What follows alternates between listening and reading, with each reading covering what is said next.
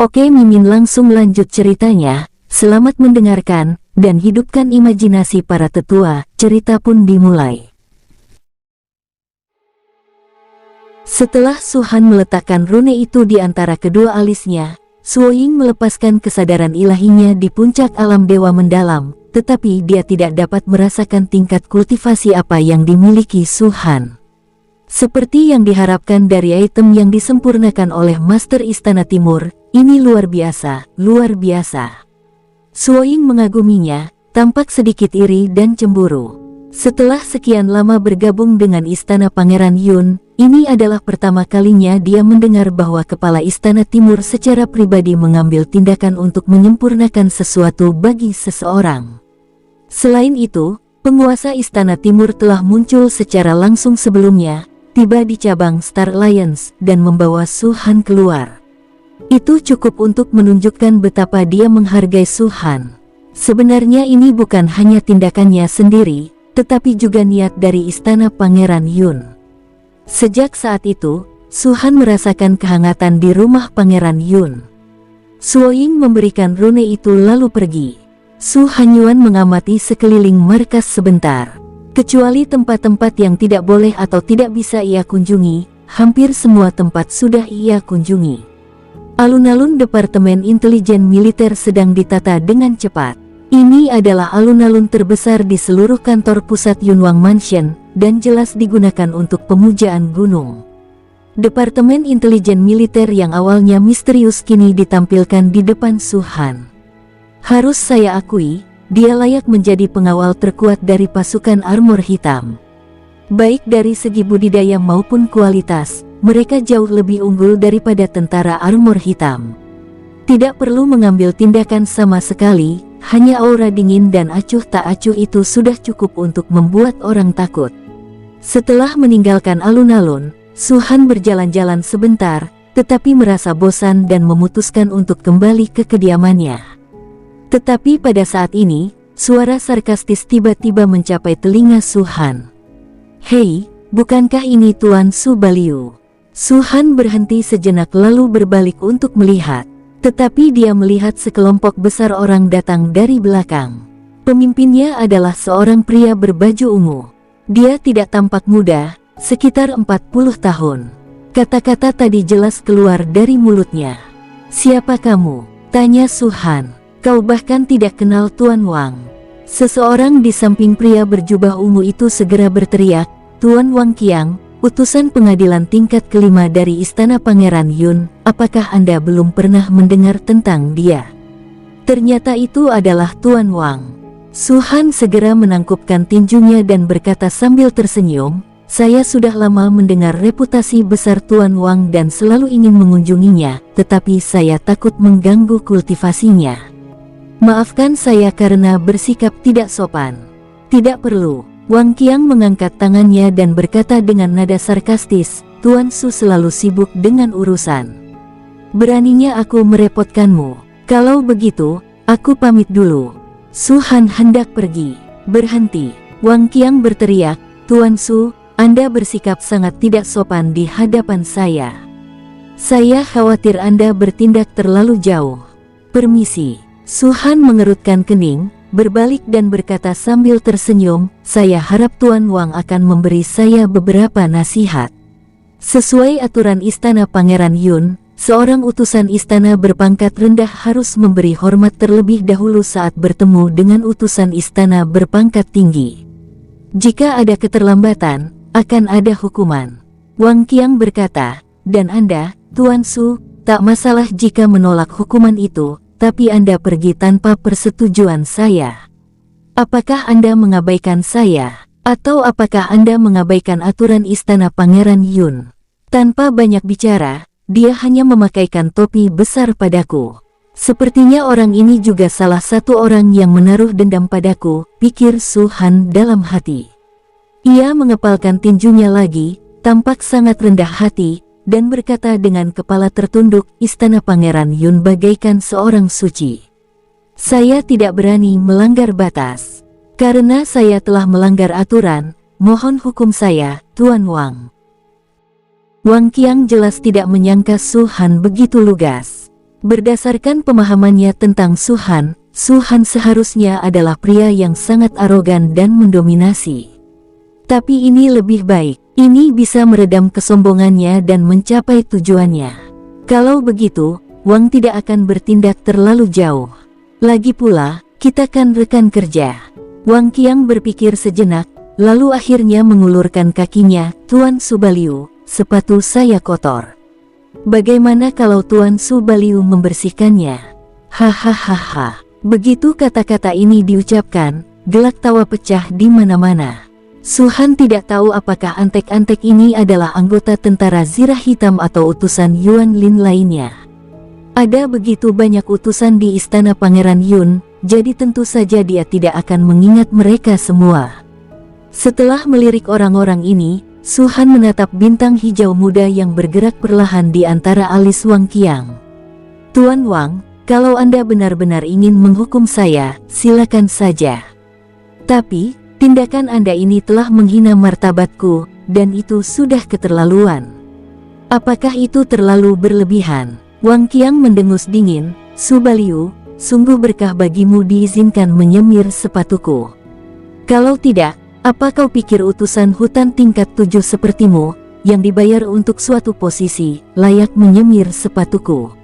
Lupakan menyemir sepatu, orang sepertimu bahkan tidak layak membawakan sepatuku. Bagus sekali. Senyum di wajah Su-han menghilang.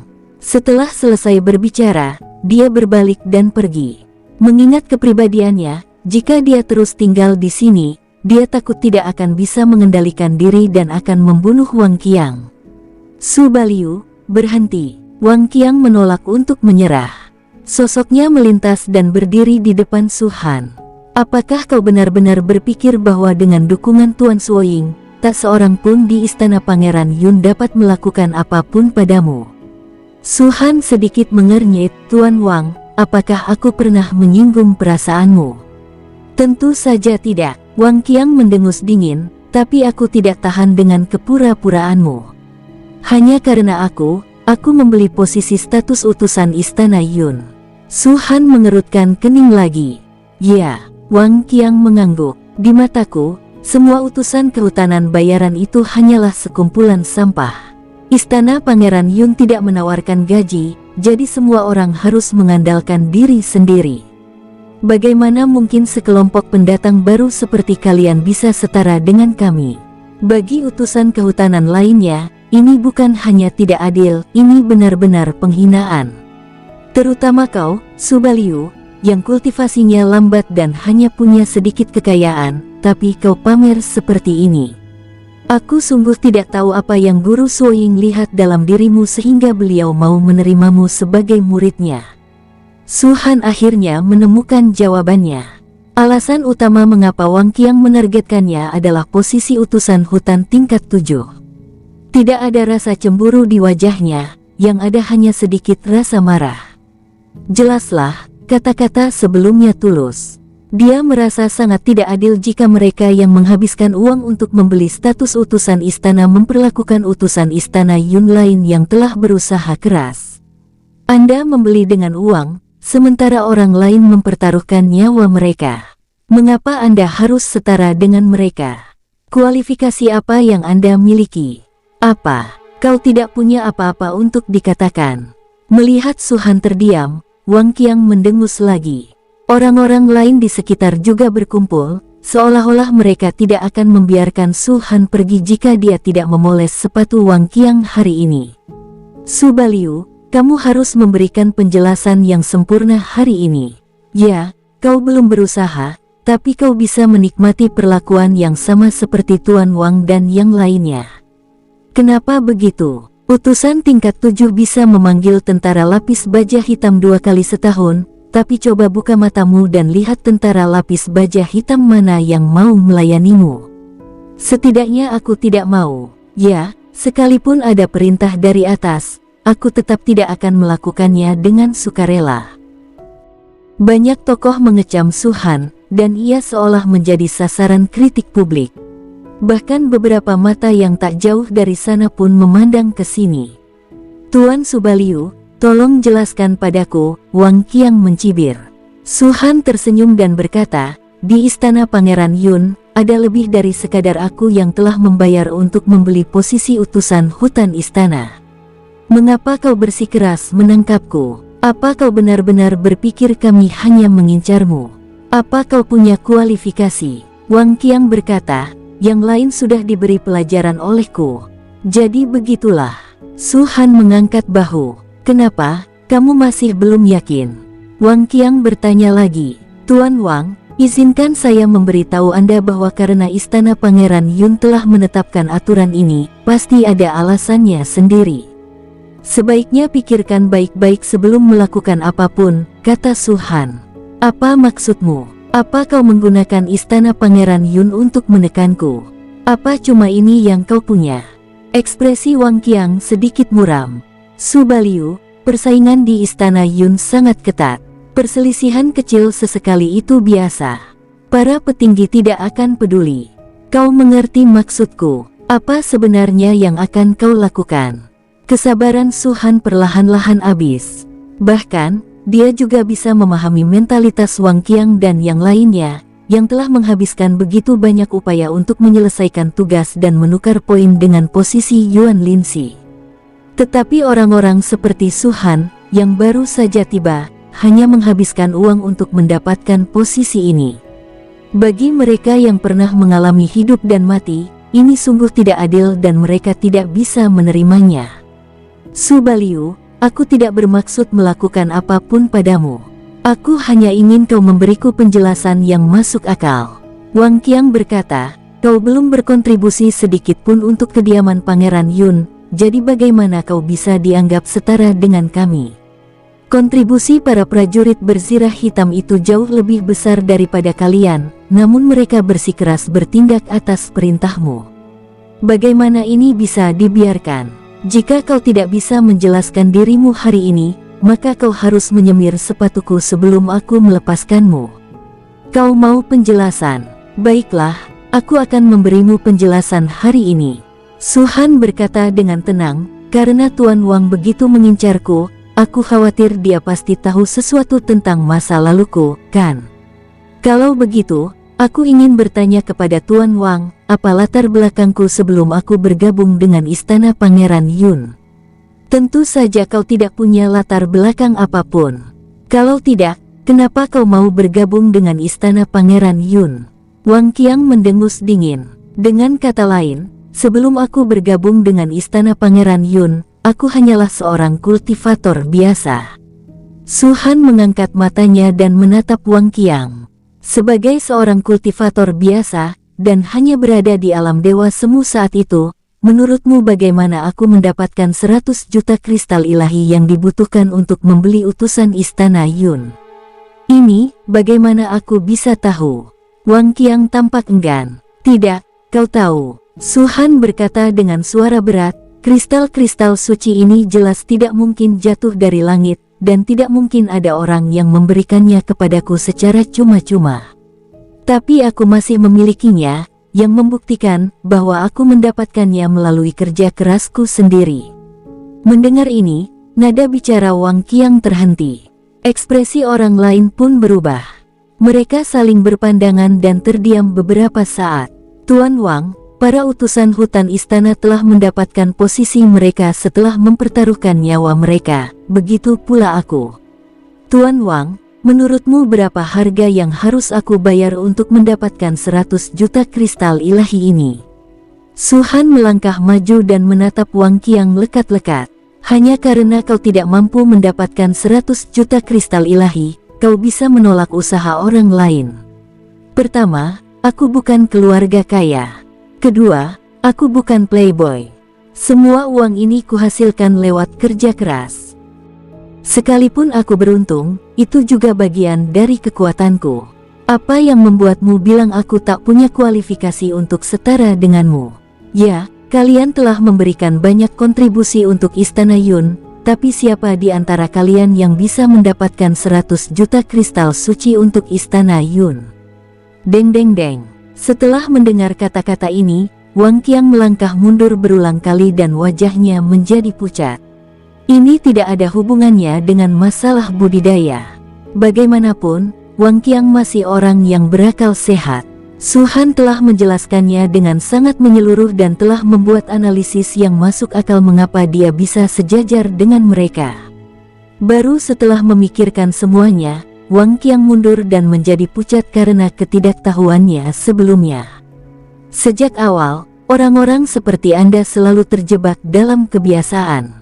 Su Han melanjutkan, kau pikir uang itu tidak penting. Kontribusimu selama hidup dan mati adalah yang terpenting. Tapi kau belum memikirkan dengan matang bagaimana kau bisa berkultivasi di wilayah bintang superior tanpa uang. Bagaimana kau akan meningkatkan kultivasimu? Apa uang benar-benar tidak penting bagimu? Aku, Wang Qiang membuka mulutnya, tetapi tidak tahu harus berkata apa. Jika dihadapkan pada fakta, semua alasan tidak ada artinya. Su Han mungkin tidak memberikan kontribusi apapun ke istana Pangeran Yun, tetapi dia memberi istana Pangeran Yun 100 juta kristal ilahi, sesuatu yang tidak mungkin mereka lakukan.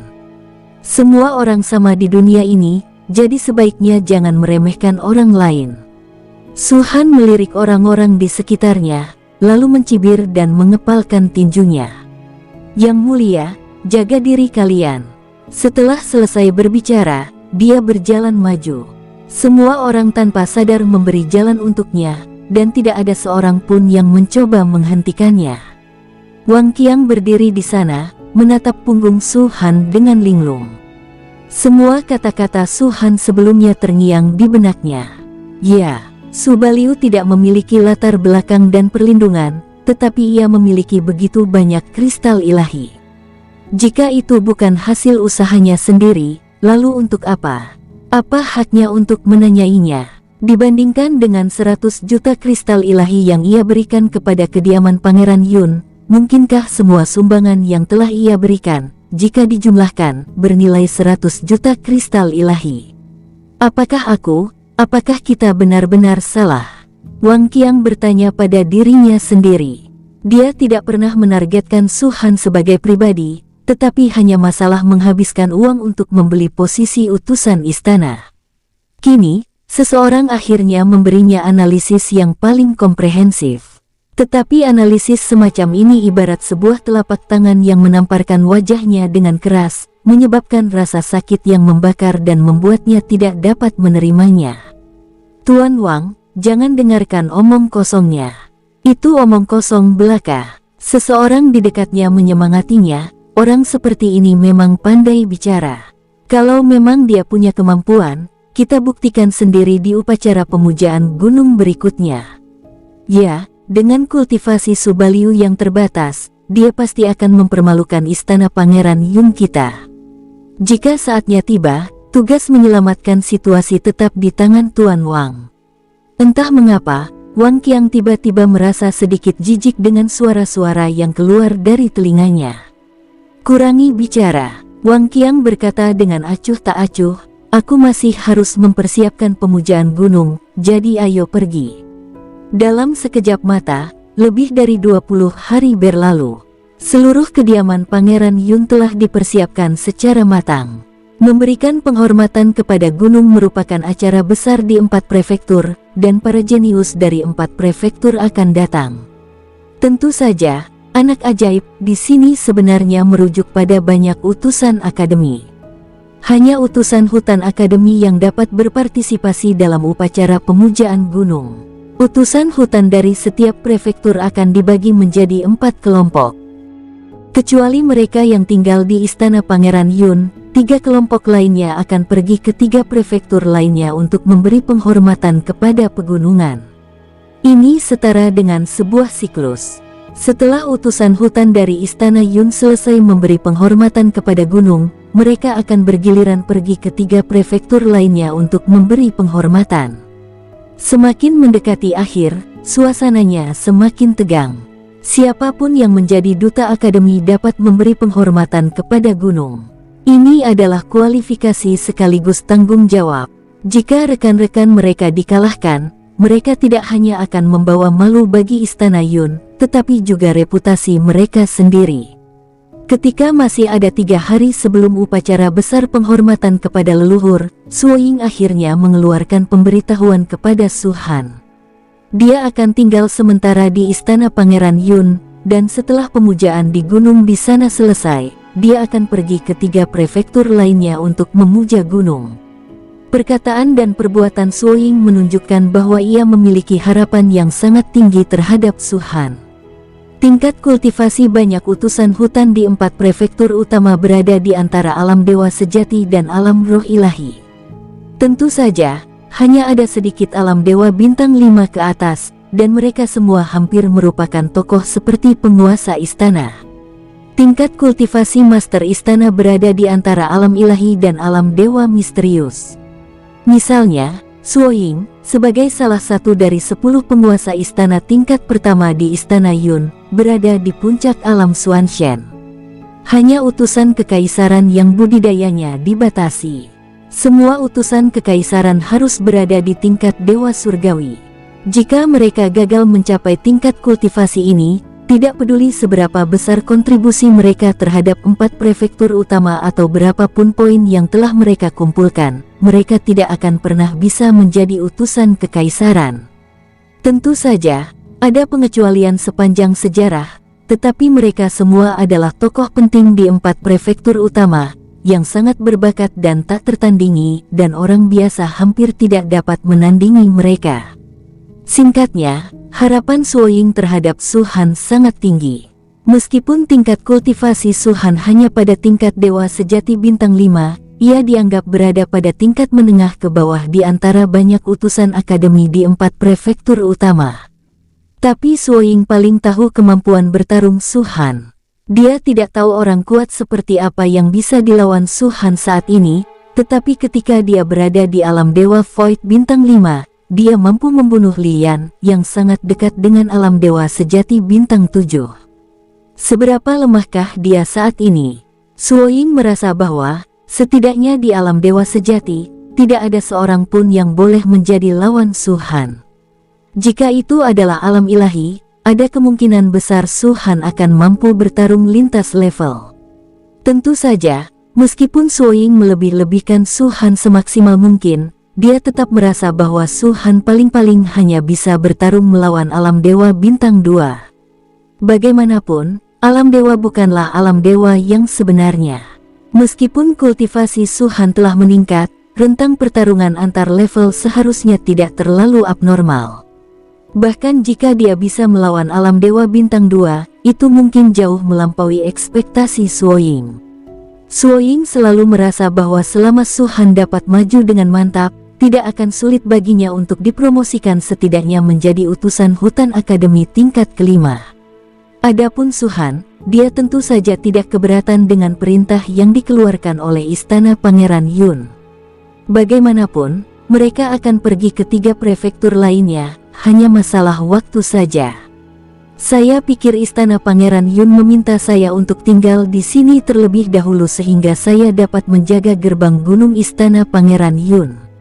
Lagi pula, bagi Istana Pangeran Yun, ini adalah 3 prefektur utama lainnya, yang datang untuk memberi penghormatan kepada mereka.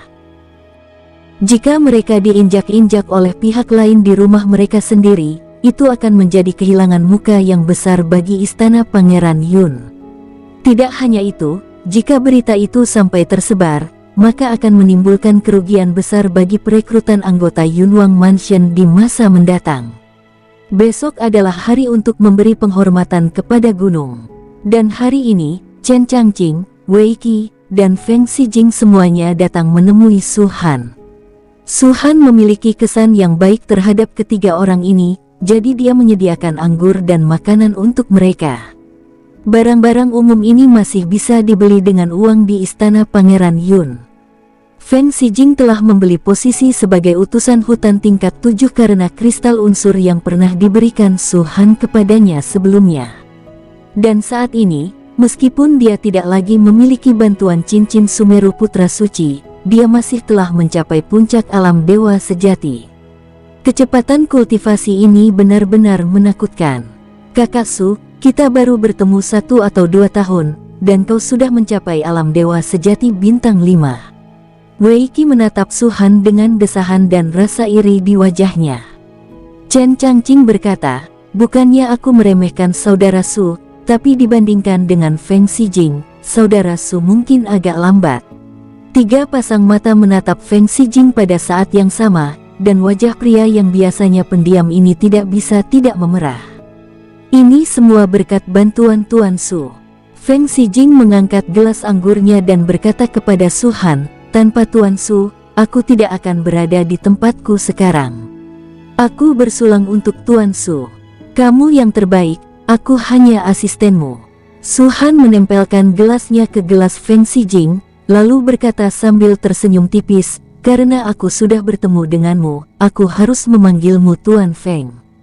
Wajah Feng Xijing tiba-tiba memerah dan dia tampak sangat malu. Dia tidak pandai berbicara dan tidak pandai bercanda, tetapi semakin dia seperti ini, semakin Su Han, Wei Qi dan Wei Qi merasa bahwa dia adalah orang sungguhan. Hahaha, di antara semua utusan di istana Pangeran Yun, kita dianggap memiliki hubungan yang cukup baik, kan? Ayo, bersulang, kita minum bersama. Mereka berempat bersulang dengan gelas masing-masing dan menghabiskan anggur dalam gelas mereka sekaligus. Wei Qi lalu berkata, saudara Su, sebenarnya, saya datang ke rumah Anda hari ini bukan hanya untuk makan dan minum. Kita punya banyak waktu untuk mengenang masa lalu. Saya terutama ingin menceritakan hasil investigasi kita. Oh, Su Han meletakkan gelas anggurnya dan berkata sambil tersenyum, hasil investigasi apa? Apa yang kau selidiki lagi? Tentu saja para jenius dari prefektur besar. Chen Changqing berkata, tentu saja, ini bukan rahasia, dan kami tidak bisa dianggap sebagai investigasi. Kami hanya butuh sedikit waktu. Kalau begitu katakan padaku, kata Su Han. Mari kita bicarakan prefektur Daming dulu. Lagi pula, mereka sangat membencimu. Siapa yang menyuruhmu membunuh utusan istana mereka? Wei Qi mengeluarkan sebuah daftar, bukan kristal memori, melainkan sebuah daftar kertas. Tingkat kultivasi para utusan di 4 prefektur utama sebenarnya cukup mirip, dan paling tinggi mereka tidak akan melampaui alam ilahi bintang 5. Namun, menurut penyelidikan kami, masih ada beberapa orang di prefektur Daming yang perlu diperhatikan. Yang pertama, Luo Feng. Orang ini adalah utusan kehutanan tingkat pertama di prefektur Daming. Dia dianggap sebagai salah satu kandidat paling menjanjikan untuk dipromosikan menjadi utusan istana dalam waktu singkat. Setelah kunjungan gunung ini, saya khawatir dia akan dapat meninggalkan jabatannya sebagai utusan kehutanan dan dipromosikan menjadi utusan istana. Luo Feng telah mencapai alam ilahi bintang 5. Tingkat ini sangat langka di antara para utusan hutan akademi. Tapi saudara Su juga harus tahu bahwa semua orang dari 4 prefektur itu jenius sejak mereka bergabung. Kekuatan tempurnya tidak bisa dinilai dari tingkat kultivasinya. Konon, meskipun Luo Feng berada di alam ilahi bintang 5, dia mampu melawan alam ilahi bintang 6, bahkan mengalahkan dan membunuh mereka. Bintang 5 versus bintang 6. Su Han mengerutkan bibirnya. Ini mungkin hanya perkiraan konservatif. Sebagai salah satu kekuatan teratas di bidang bintang atas, keempat prefektur pasti memiliki cara yang ampuh untuk melawan lawan yang berpangkat lebih tinggi. Mereka mungkin tidak mengeluarkan perintah sembarangan di hari biasa, tetapi mereka tidak berani gegabah dalam hal-hal seperti memberi penghormatan kepada gunung. Terutama untuk seseorang seperti Luo Feng, dia pasti sudah menguasai hal ini. Juga, Wei Qi menuangkan segelas anggur dan melanjutkan, konon, dia adalah salah satu murid kepala istana timur prefektur Daming. Dan Lian yang kau bunuh dulunya sangat dihormati oleh kepala istana timur prefektur Daming. Dia sangat tertarik untuk menjadikannya murid, tetapi sebelum itu terwujud, Lian telah kau bunuh. Ordo Jenius Junior itu sepertinya diberikan kepadanya oleh kepala istana timur prefektur Daming, imbuh Chen Changqing. Jadi begitu. Su Han mengerutkan bibirnya dan berkata, menurut apa yang kau katakan, Luo Feng mungkin sudah menargetkanku bahkan sebelum kita bertemu. 90%. Chen Changqing berkata, utusan kehutanan Prefektur Daming gugur di tangan utusan kehutanan Prefektur Pangeran Yun. Meskipun Prefektur Daming tidak mungkin secara sah menyusahkan Anda, mereka dapat mengembalikan muka mereka yang hilang dengan memberi penghormatan kepada Anda. Mereka pasti akan menantang Anda, tetapi Saudara Su dapat memilih untuk tidak menerima tantangan itu, dan dengan begitu mereka tidak akan dapat berbuat apa-apa. Apa bedanya menolak tantangan dan mengakui kekalahan? Bukankah itu tetap akan mempermalukan istana Pangeran Yun? Tanya Su Han. Mendengar ini, Wei Changqing dan dua orang lainnya mengerutkan kening. Menurut apa yang dikatakan Saudara Su, kau masih berencana menerima tantangan itu? Luo Feng bukan orang biasa. Dengan kultivasi Saudara Su, Feng Xijing juga berkata, Tuan Su, mohon pikirkan baik-baik. Meskipun masalah pemujaan gunung tidak serta-merta menentukan hidup dan mati, jika serangannya terlalu berat, para pemimpin 4 prefektur tidak akan turun tangan. Dalam pemujaan gunung sebelumnya, banyak orang yang tubuhnya hancur, hanya menyisakan jiwa. Jangan khawatir. Su Han menepuk bahu Feng Xijing dan berkata, Luo Feng adalah roh dewa bintang 5 dan utusan hutan tingkat pertama. Jika dia ingin menantang seseorang, dia harus menantang seseorang yang selevel dengannya. Bagaimana mungkin dia bisa menantangku? Bahkan jika dia mengikuti aturan pemujaan gunung, dia tidak bisa menantangku. Mereka bertiga tiba-tiba mengerti. Aku sudah lupa. Aku cuma berpikir kau telah menyinggung Daming Mansion dan mereka akan mencari masalah denganmu. Wei Qi tersenyum dan berkata, kalau begitu, tidak perlu terlalu khawatir. Dengan tingkat kultivasi Saudara Su, bahkan jika utusan istana tingkat 7 datang untuk menantangnya, dia tidak akan terkalahkan. Selain Luo Feng, siapa lagi? Tanya Su Han lagi. Pada saat berikutnya, Wei Qi dan dua orang lainnya memberitahu Su Han semua hasil penyelidikan mereka. Semua utusan kehutanan tingkat atas dari 3 prefektur utama ada di sini. Ketiga orang ini bahkan tahu sedikit tentang metode utama yang mereka kuasai, dan Su Han mengagumi mereka.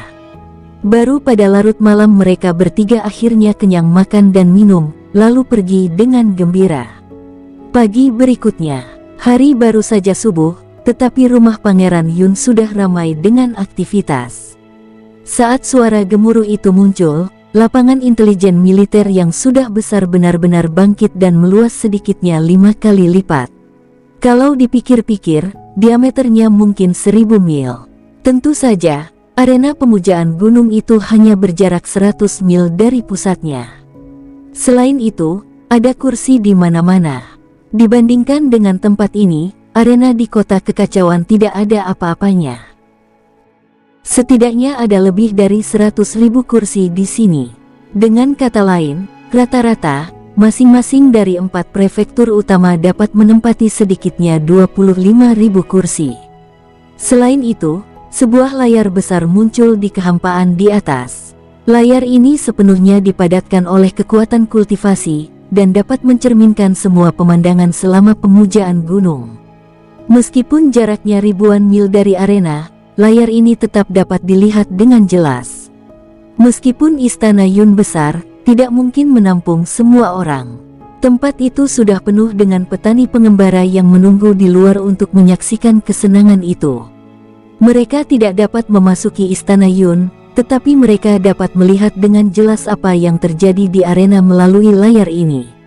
Su Han berdiri di depan alun-alun saat ini.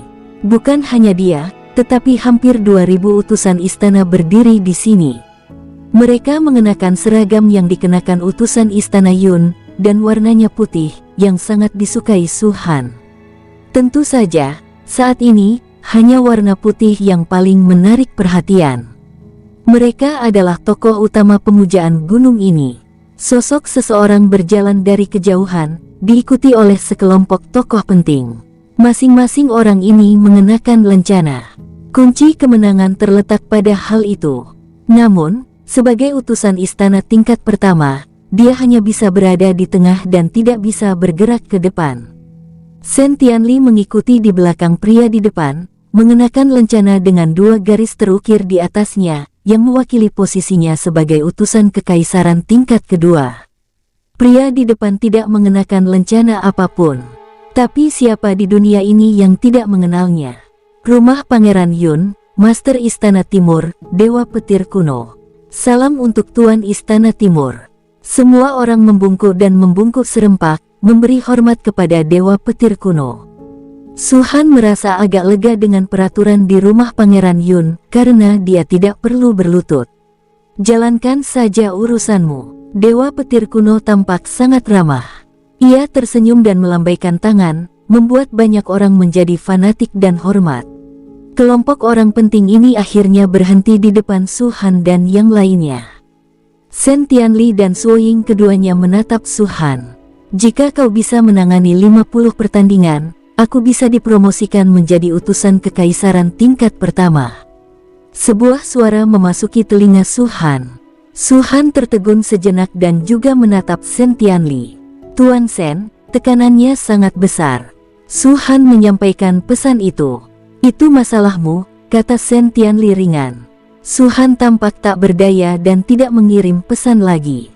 Dewa Petir Kuno secara alami dapat merasakan transmisi suara mereka, karena pada saat ini, bukan hanya mereka berdua yang mengirimkan pesan. Utusan kekaisaran lainnya dan para utusan istana, di Istana Pangeran Yun semuanya berkomunikasi dengan utusan pengadilan ini. Jika yang terakhir dapat menang dan membawa kehormatan ke Istana Pangeran Yun, mereka juga dapat memperoleh keuntungan besar. Misalnya, promosi pekerjaan. Pada saat ini, seorang lelaki tua di belakang Dewa Petir Kuno terbatuk ringan. Tiba-tiba, semua transmisi suara berhenti.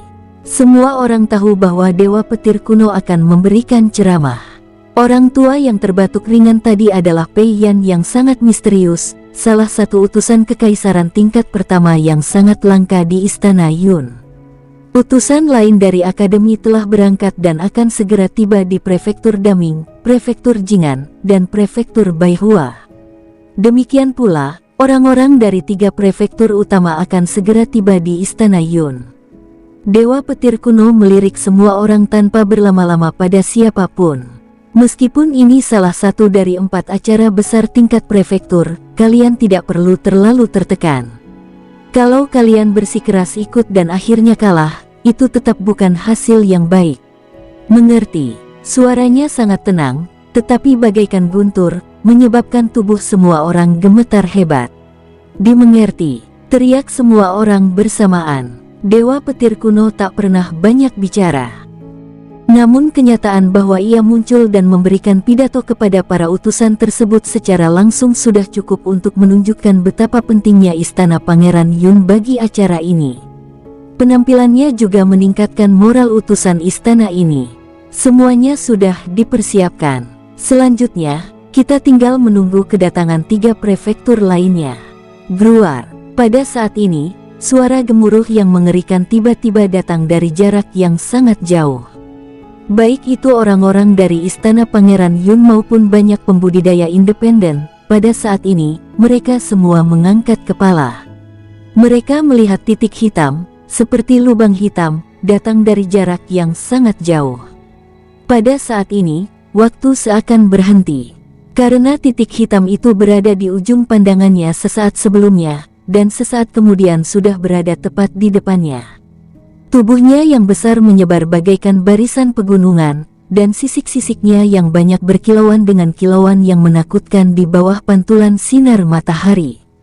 Kedua tentakel itu bagaikan pohon raksasa yang tumbuh di pegunungan, membawa perubahan dan kesederhanaan yang diukir oleh waktu. Mata besar itu bagaikan 2 danau. Jika kau menatap mata mereka, kau akan tenggelam dalam. Dan keempat cakar raksasa itu sangat tajam. Hanya dengan satu ayunan, benda terkuat sekalipun akan tertusuk. Naga emas, itu naga emas. Sepertinya orang-orang dari Daming Mansion telah tiba. Kecepatan seperti itu, tekanan seperti itu, tubuh seperti itu. Ya Tuhan, apakah ini naga sungguhan? Di bawah naga emas raksasa ini, aku bahkan hampir tidak bisa bernapas. Berani sekali orang-orang di kota pembantai naga itu membunuh seekor naga. 4 prefektur besar, Naga Emas Prefektur Daming, Phoenix Dewa Tujuh Warna Prefektur Yun, atau Istana Pangeran Yun, Kura-kura Hitam Surgawi dan Duniawi Prefektur Jingan, Harimau Putih Ekstrim Prefektur Baihua. Meskipun bukan 4 binatang suci sejati dalam legenda, ia adalah salah satu binatang teratas di wilayah bintang superior di belakang 4 makhluk agung. Ketika mereka melihat naga emas datang, para penggarap pengembara di luar istana Pangeran Yun benar-benar terkejut. Peristiwa akbar 4 prefektur utama ini sungguh mengerikan. Bagaimana kita bisa melihat penampakan naga emas pada hari-hari biasa? Inilah makhluk super mistis yang dibanggakan Prefektur Daming, dan salah satu makhluk terkuat yang menjaga gerbang gunung. Sebagai 4 kekuatan terkuat yang paling diakui di bidang bintang superior, hanya pada saat inilah mereka dapat menunjukkan sebagian kekuatan mereka. Dan puncak gunung es ini saja sudah cukup untuk membuat siapapun ketakutan. Bangun! Di istana Pangeran Yun, utusan kekaisaran tingkat pertama Pei Yan tiba-tiba berteriak. Bush! Ada panggung tinggi lain yang menjulang di sisi alun-alun Departemen Intelijen Militer. Naga emas raksasa itu turun perlahan, kepalanya yang besar dan kumis naganya bergoyang-goyang, dan ia menatap orang-orang di istana Pangeran Yun dengan aura pembunuh yang kuat. Huff! Terdengar banyak suara orang terengah-engah yang berasal dari pasukan berbaju besi hitam. Hampir semua orang ini telah bergabung dengan istana Pangeran Yun dalam 1000 tahun terakhir, dan belum pernah melihat naga emas sebelumnya. Tentu saja, meskipun mereka pernah melihatnya sebelumnya, melihatnya lagi tetap saja membuat jantung mereka berdebar lebih cepat dan mereka merasa seperti tercekik. Orang tua, apa kabar? Suara dengungan dan tawa tanpa emosi datang dari punggung naga emas. Ada kereta naga besar di sana, dan semua orang di Prefektur Daming berdiri di atas kereta naga itu. Sekilas, sedikitnya ada lebih dari 20.000 orang, berdesakan padat. Orang yang berbicara adalah seorang wanita tua. Ruang di antara kedua alisnya halus, tanpa satupun bintang yang terlihat. Hanya dari titik ini, semua orang dapat mengetahui bahwa ini adalah keberadaan super teratas di alam dewa kuno. Tentu saja, tidak ada seorang pun yang tidak mengenalnya. Salah satu dari 4 ketua aula Prefektur Daming, Ketua Aula Timur, Dewa Kuno Yun Suang. Di belakangnya diikuti seorang utusan kekaisaran tingkat pertama, 3 utusan kekaisaran tingkat kedua, dan puluhan utusan istana. Selain itu, ada 2 pasukan penekan iblis dari Prefektur Daming, dan protagonis hari ini, utusan Istana Yun. Istana Pangeran Yun memiliki pasukan zirah hitam, sedangkan Istana Daming memiliki pasukan penekan iblis. Baju zirah pasukan penindas iblis berwarna ungu tua, yang terlihat mencolok jika dibandingkan dengan baju zirah putih milik utusan istana mereka. Itu kamu. Melihat Dewa Kuno Yun Suang, Dewa Kuno Leiting tampak jauh lebih bahagia. Dia melangkah maju dan berkata sambil tersenyum, aku penasaran siapa yang akan membawa orang ke Prefektur Daimyo kali ini. Kenapa? Apa kau merindukanku? Tanya wanita tua itu dengan sedih. Aku melakukannya, tentu saja aku melakukannya, hahaha. Dewa Petir Kuno tertawa. Maksudnya cuma bercanda. Tapi perempuan tua itu mendengus dingin, kamu cuma playboy, kamu gak punya kualifikasi untuk mikirin aku. Senyum Dewa Petir Kuno membeku, dan yang terjadi selanjutnya adalah rasa malu. Melihat pemandangan ini, banyak orang tercengang. Mungkinkah kedua orang ini punya hubungan yang tak terkatakan? Pikir Suhan dalam hati. Dewa Kuno Yun Suang tampak dingin, tetapi keluhan dalam kata-katanya dapat dengan mudah didengar. Melihat ekspresi malu dari Dewa Petir Kuno, Suhan tiba-tiba menjadi lebih yakin dengan pikirannya. Benar sekali, Dewa Petir Kuno sangat tampan dan berbudi luhur. Wajar jika banyak wanita menyukainya. Salam antara 2 dewa kuno diakhiri dengan kata-kata Dewa Kuno Yun Suang. Pei Yan menghampiri dan memimpin orang-orang dari Prefektur Daming untuk duduk. Pasukan penindas iblis berdiri di belakang, sementara utusan hutan Prefektur Daming berdiri di sisi kiri dan kanan tokoh penting seperti Dewa Kuno Yun Suang. Mereka mengangkat kepala sedikit, mengangkat dagu ke atas, dan menatap Su Han dan yang lainnya dengan tatapan mata yang sangat arogan dan provokatif. Sebelum upacara pemujaan gunung dimulai, percikan api yang kuat sudah berterbangan di antara utusan kedua prefektur. Su Han merasa sangat jelas bahwa banyak orang di prefektur Daming sedang menatapnya. Si cantik sialan ini. Su Han menyentuh wajahnya, lalu menggelengkan kepalanya sedikit dan mengucapkan kata-kata ini. Para utusan hutan di sekitarnya tiba-tiba terdiam. Apakah ini masalah penampilan? Kenapa kamu jadi sasaran seperti ini? Kamu nggak tahu, kan? Dengan penampilanmu, siapapun yang kamu pilih akan jauh lebih tampan daripada kamu. Hubungan antara 4 prefektur utama tidak pernah baik. Setelah orang-orang dari Daming Mansion duduk, mereka berdua hanya saling menatap. Mengenai komunikasi, itu hanya kontak mata. Tentu saja, sebagai tuan rumah, Istana Pangeran Yun masih harus menyajikan teh dan air yang enak. Lagi pula, bahkan utusan Istana Yun kita sendiri masih harus pergi ke wilayah orang lain. Merayu. Tepat saat suasana mulai hening, suara lain yang menusuk telinga terdengar di telinganya.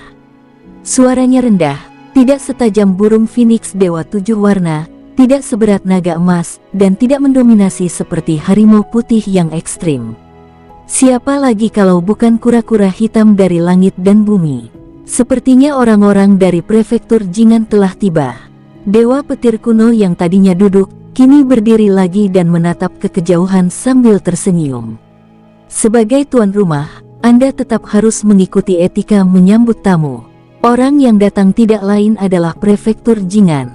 Dari kejauhan, langit tampak gelap gulita, dan tanah yang ditutupinya terasa sejuk, seakan-akan ada gunung yang melintas di langit. Kura-kura hitam langit dan bumi, juga dikenal sebagai kura-kura hitam gunung dan lautan. Artinya, selain langit dan lautan, tidak ada tempat yang mampu menampungnya. Terlalu besar, ini benar-benar terlalu besar. Ketika kura-kura hitam langit dan bumi mencapai atas kediaman Pangeran Yun, seluruh markas kediaman Pangeran Yun sepenuhnya tertutup. Muawum, naga emas itu mengangkat kepalanya dengan malas dan meraung ke arah penyu hitam langit dan bumi dengan cara yang mengancam. Bahkan sosoknya yang besar tampak seperti larva di bawah kura-kura hitam surga dan bumi ini. Tentu saja ini membuatnya tidak bahagia. Su Han dan yang lainnya mendongak dan melihat perut kura-kura hitam langit dan bumi ditutupi dengan cangkang kura-kura raksasa. Meskipun tidak sekeras cangkang kura-kura memberi orang perasaan bahwa cangkang itu tidak dapat dihancurkan dan tidak dapat dihancurkan sekeras apapun kekuatan yang digunakan. Swiss, Swiss, Swiss. Kura-kura hitam langit dan bumi perlahan terbang menjauh, tetapi sesosok melompat turun dari atas dan mendarat di lokasi milik prefektur Jingan. Tuan Istana Timur yang lain, Wei Qi berdiri tidak jauh darinya dan mengirim pesan suara kepada Su Han, "Saudara Su, kamu pasti kenal orang ini, kan?" "Ya." Su Han mengirimkan suaranya, "Tuan Istana Timur Prefektur Jingan, Dewa Kuno Xuan Ye, bagaimana mungkin aku tidak tahu?" "Cek-cek, ku dengar para kepala istana dari prefektur-prefektur besar tidak pernah akur. Kali ini, kedua prefektur besar sama-sama mengundang kepala istana timur.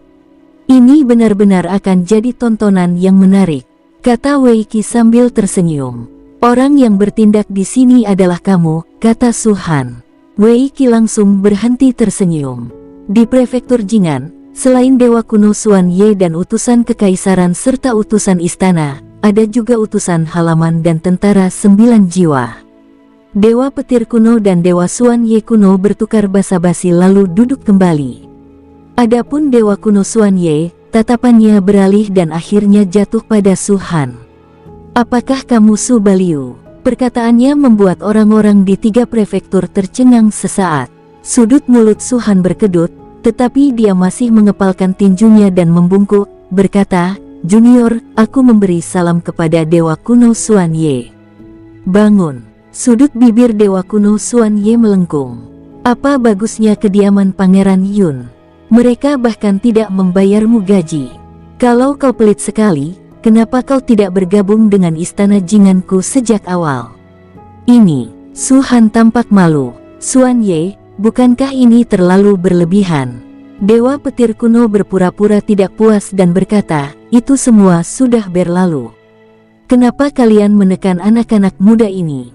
Jika kalian benar-benar ingin melakukannya, aku juga akan bertanya kepada utusan hutan kalian mengapa mereka tidak bergabung dengan istana Pangeran Yunku. Tentu saja karena kau pelit sekali.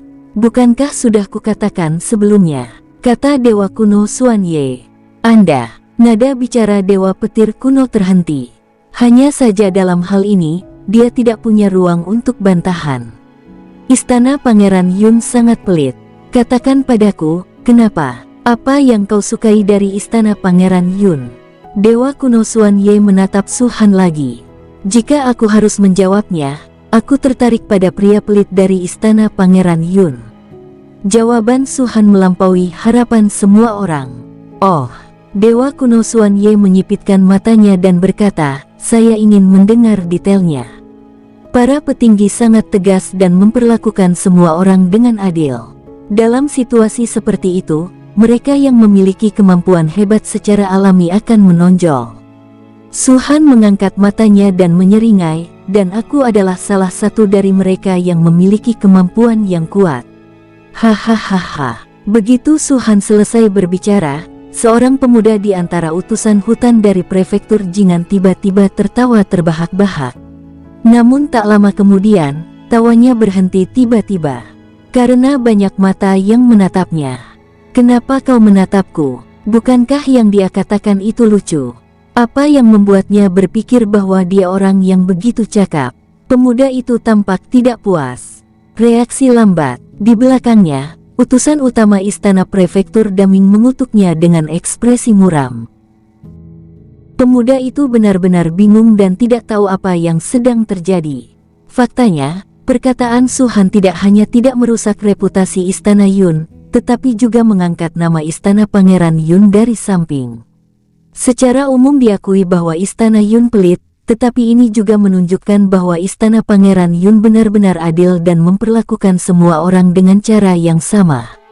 Tapi bagaimana dengan 3 prefektur lainnya? Selama manajemen senior menganggap Anda memiliki potensi, mereka akan berusaha sebaik mungkin untuk melatih Anda.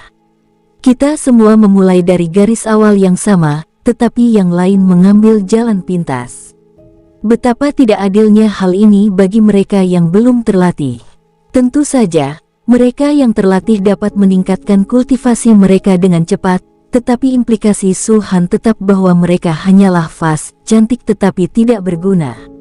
Karena mereka mengambil jalan pintas, Anda tidak dapat melihat manifestasi, kemampuan, apapun dari mereka. Di sisi lain, situasinya berbeda di istana Pangeran Yun. Semua orang diperlakukan secara adil, dan mereka yang menonjol semuanya mampu. Ada satu hal lagi yang paling sederhana, paling langsung, dan juga paling brutal.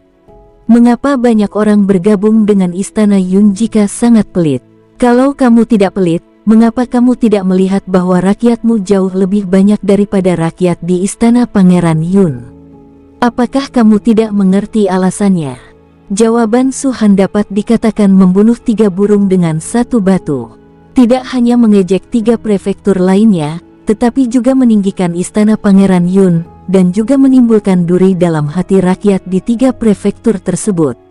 Tentu saja, tangkai ini tidak akan berpengaruh apapun pada mereka. Paling-paling, hanya akan membuat mereka terlihat agak jelek. Dewa petir kuno memandang Su Han sambil tersenyum, dan bahkan Shen Tianli yang biasanya dingin sedikit mengangkat sudut mulutnya. Jawaban Su Han sungguh memuaskan. Seperti yang diharapkan dari seorang jenius, kekuatan tempurnya tak tertandingi, dan kecepatan reaksi otaknya hanya sedikit yang bisa menandinginya. Dewa kuno Xuan Ye tampaknya tidak marah akan hal ini. Terima kasih atas pujiannya, senior. Su Han mengepalkan tinjunya dan membungkuk lagi. Su Baliu, jangan sombong begitu.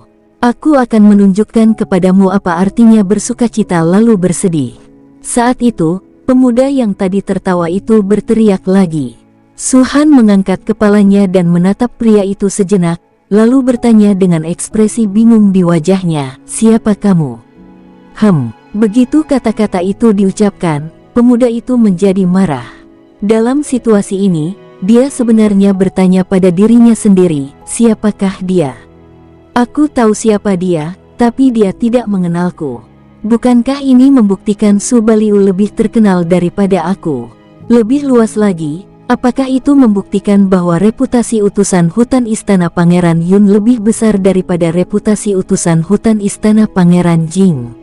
Pada saat ini, dia sangat memahami kebenaran bahwa terlalu banyak bicara menyebabkan kesalahan. Pemuda itu menghela napas lega dan ekspresinya kembali tenang. Dia melirik Su-han dengan ringan dan berkata dengan sedikit nada meremehkan, "Kamu akan tahu siapa aku." "Wajahmu berubah cukup cepat," Su-han berkata dalam hati, tetapi tersenyum dan mengepalkan tinjunya, berkata, "Kalau begitu aku akan menunggu dengan sabar tantangan kakak senior ini. Namun, kultivasiku masih rendah, jadi kuharap kau bisa berbelas kasih." Mengunjungi gunung itu seperti medan perang. Tak ada ampun di medan perang. Pria itu tampak sangat kedinginan. Ini adalah kontak pertamanya dengan Su-han.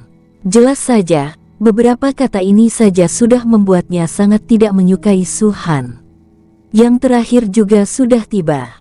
Pada saat ini, Dewa Petir kuno tiba-tiba mengangkat kepalanya dan berbicara. Pada saat yang sama, Dewa kuno Xuan Ye dan Yun Suang juga merasakan sesuatu, dan masing-masing memandang kehampaan yang jauh dengan ekspresi berbeda. Tidak ada sosok yang terlihat, tetapi ada retakan besar yang langsung terbuka. Kekosongan pada saat ini tampak rapuh seperti kertas tipis. Sosok putih berjalan keluar dari celah itu. Keempat cakarnya yang besar bagaikan 4 gunung, menopang tubuhnya yang luar biasa besarnya. Tekanan yang menakutkan, sangat tajam hingga ekstrim dan membawa aura dominasi yang kuat, terpancar dari tubuh ini. Itu tidak diperoleh, tetapi bawaan. Harimau putih langit, binatang mistis unik dari Baihua Mansion setara dengan naga emas, burung phoenix dewa 7 warna, dan naga emas. Terlihat jelas ada banyak sosok yang berdiri di punggung harimau putih tersebut. Terutama 2 orang di depan yang paling menarik perhatian. Keduanya wanita, 1 tua dan 1 muda.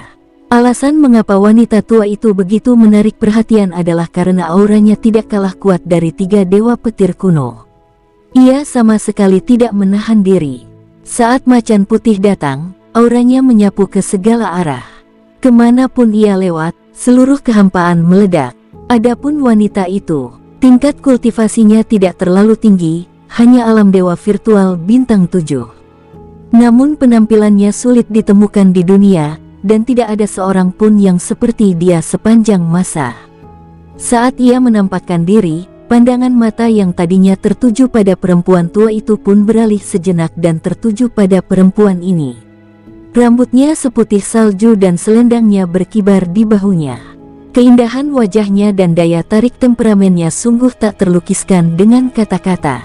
Baginya, gelar seperti peri dan dewi tampak seperti penghujatan. Dilihat dari posisinya, wanita itu adalah Susue. Ya, menurut rumor, ada seorang jenius super, murid Tuan Baihua Mansion, Susue. Cek, ku dengar kultivasi Susue biasa saja, tapi itu baru untuk saat ini. Potensinya terlalu kuat, dan dia selalu dianggap sebagai harta karun oleh manajemen puncak Baihua Mansion. Meskipun beberapa orang sebelumnya iri padanya, mereka tak bisa menahan pesonanya dan terpikat olehnya. Semua orang bilang Susue cantik.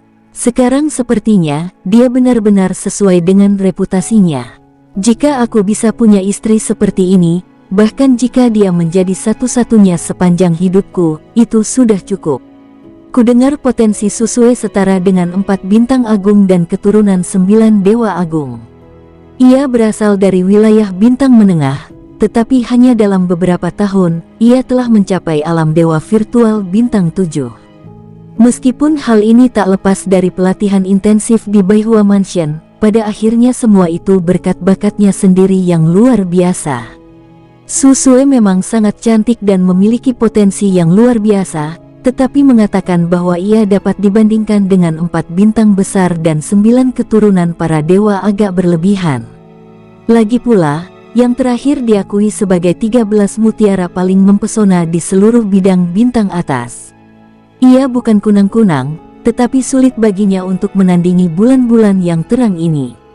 Banyak suara yang keluar dari mulut masyarakat 3 prefektur utama tanpa ada keraguan. Ini adalah pertama kalinya mereka benar-benar bertemu Susue. Kalau kita kesampingkan potensinya, kalau bicara soal penampilan saja, ini sudah tidak bisa diragukan lagi. Semua orang meragukan masa depan Susue, tetapi mereka semua sepakat tentang penampilannya. Ketika orang-orang ini berbicara, tidak seorang pun memperhatikan bahwa ekspresi Suhan, yang selalu tenang, akhirnya menunjukkan sedikit getaran. Sejak dia datang ke Upper Star Domain hingga sekarang, waktu yang berlalu sebenarnya belum lama. Namun ada medan bintang di antara keduanya, yang merupakan rintangan terbesar. Sekarang, Susue ada di sini. Putriku sendiri ada di sini. Suhan merasa senang sekaligus khawatir, dan bahkan lebih gugup dan waspada. Tidak boleh diekspos, sama sekali tidak. Suhan menarik napas dalam-dalam dan menenangkan emosinya. Ketika ia mengangkat matanya lagi, ia menatap Susue seolah-olah sedang menatap orang asing. Hanya ada kekaguman di matanya, tetapi tidak ada gangguan lain. Dewa kuno teratai merah. Dewa petir kuno berbicara sambil tersenyum dan mengepalkan tinjunya. Hanya orang-orang dengan level yang sama yang bisa membuatnya melakukan ini. Tuan Istana Timur dari Baihua Mansion, Dewa kuno teratai merah. Saya tidak tahu apakah itu suatu kebetulan atau kesengajaan, tetapi mereka yang berkumpul di Istana Pangeran Yun semuanya adalah kepala Istana Timur dari 4 prefektur utama. Ini belum pernah terjadi sebelumnya. Kalian datang cukup cepat. Dewa kuno teratai merah melirik yang lain, lalu melambaikan tangannya, membiarkan semua orang di Baihua Mansion mendarat. Adapun harimau putih besar itu menatap ke bawah dengan pandangan mengancam. Setelah beberapa saat, dia pergi. Sampai saat ini, keempat prefektur telah tiba. Matahari baru saja terbit sepenuhnya di langit. Yang mana Subaliu? Dewa kuno teratai merah duduk dan memandangi banyak pejabat istana di Istana Pangeran Yun. Suhan menghela napas dalam hati, lalu berjalan keluar sambil tersenyum, dan berkata dengan hormat, "Junior, salam untuk Dewa kuno teratai merah." Tatapan Dewa teratai merah kuno tertuju pada Suhan sejenak sebelum ia menoleh ke Susue dan berkata, "Bukankah kau selalu ingin bertemu dengannya? Tidak perlu bicara secara pribadi. Jika ada yang ingin kau katakan, katakan saja di sini. Hanya beberapa kata sederhana, tetapi peringatan untuk semua orang. Susue adalah harta karun Baihua Mansionku. Kalian manusia biasa, lebih baik jangan pikirkan dia." Ini adalah berita yang sangat baik untuk Suhan. Apa yang paling dikhawatirkannya adalah kemunculan Susue, yang akan menyebabkannya mendapat banyak masalah. Tetapi melihat sikap Baihua Mansion terhadap Susue, Suhan merasa jauh lebih lega. Pada saat ini, Susue menatap Suhan, tubuh halusnya sedikit gemetar. Emosi sesaatnya akhirnya disadari oleh seseorang. Dari penampilannya, sepertinya dia kenal Subaliu. Mustahil. Bagaimana mungkin dia kenal Subaliu? Dia baru sebentar di wilayah bintang atas. Kudengar mereka berdua berasal dari daerah bintang menengah. Mungkinkah mereka sudah saling kenal saat berada di daerah bintang menengah? Terdengar suara-suara dari segala penjuru, menyebabkan Dewa kuno teratai merah sedikit mengernyit. Dia telah mendengar sesuatu tentang sikap Susue terhadap Subaliu dari Tuan Istana.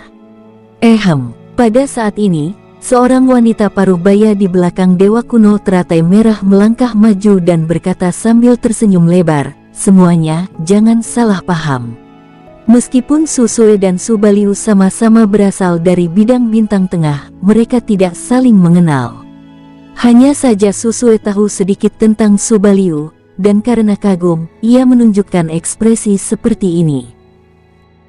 Bersambung, sampai jumpa di episode berikutnya. Semoga kalian semua terhibur. Terima kasih, bye-bye.